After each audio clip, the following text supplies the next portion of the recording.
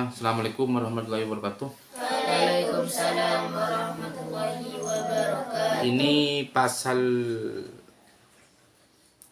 tambahan ya yang barusan itu. Barusan itu pasal 51 ya. Yang ini pasal 50 ya. Pasal 50 itu yang wajib dilakukan terhadap mayit itu kewajiban kita ini. Faslun alladhi yalzamu lil mayyiti arba'a hisolin. Ghuslatu wa takfinuhu wassalatu alaihi wa dafnuhu. Faslun alladhi yalzamu lil mayyiti arba'a hisolin. Ghuslahu wa takfinuhu wassalatu alaihi wa dafnuhu. Jadi kewajiban kita kepada mayit itu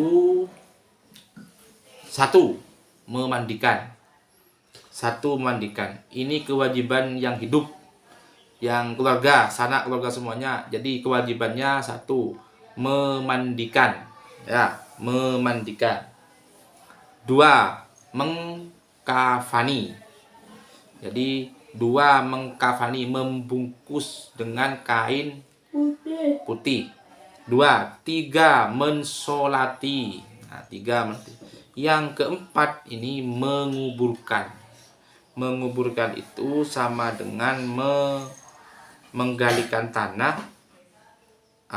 kepada dalam kubur. Itu empat. Jadi empat ini ya, memandikan, mengkafani, menyolati, menguburkan.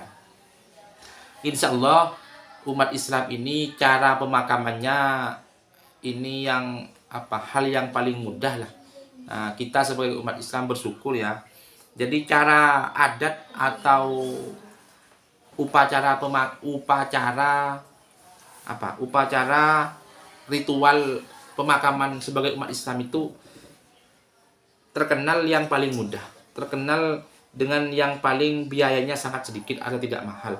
Beda dengan agama-agama yang lain, itu sakralnya itu lebih sulit. Kayak Hindu ya, Hindu itu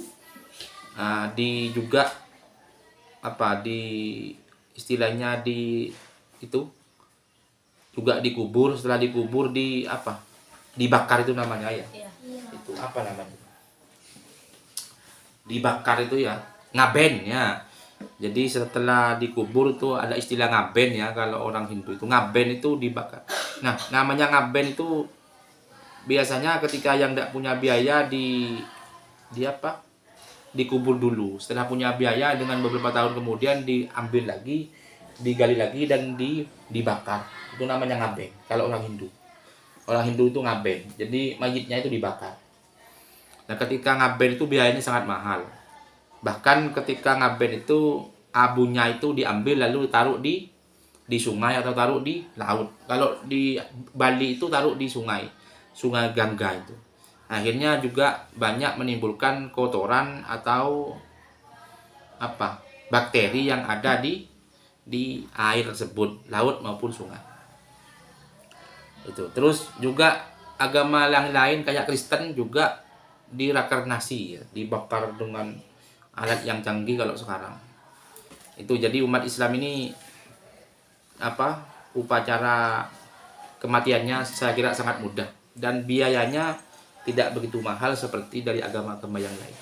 Ya, mudah-mudahan kita ini kelak, ya, kita ini kan pasti mati. Kita ini pasti mati dan kita ini juga jenazah hidup. Jadi kita ini jenazah hidup. Maksudnya pasti jadi jenazah. Jadi kita ini kelak pasti jadi jenazah dan pasti mati. Ya. Yang pasti itu mati. Ya, yang pasti itu mati dan kita pasti jadi jenazah. Jadi kayak saya ini yang ganteng ini, yang cakep ini juga jenazah. Kan begitu lah soalnya ya. Iya. Saya ini kan ganteng nih. Ganteng apa enggak? Iya. Ya, yang ada yang laki-laki saya ya. Iya. Saya ini yang ganteng ini pasti jadi jenazah, pasti jadi abu, pasti badan ini dimakan ulat. Badan ini pasti dimakan ulat. Tangan kita akan hancur. Badan kita akan hancur. Semua badan ini dimakan ulat. Menjadi santapan cacing tanah.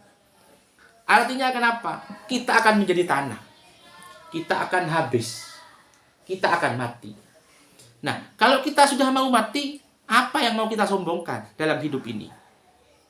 Ya, yang mau kita sombongkan apa dalam hidup ini? Yang mau kita bangga-banggakan apa? Coba sama-sama kita evaluasi diri. Kita sama-sama ngecek diri. Apa kita yang mau disombongkan? Yang mau disombongkan apa? Kegantengan kita. Sebentar lagi juga habis. Kecantikan kita. Ini semuanya akan mati.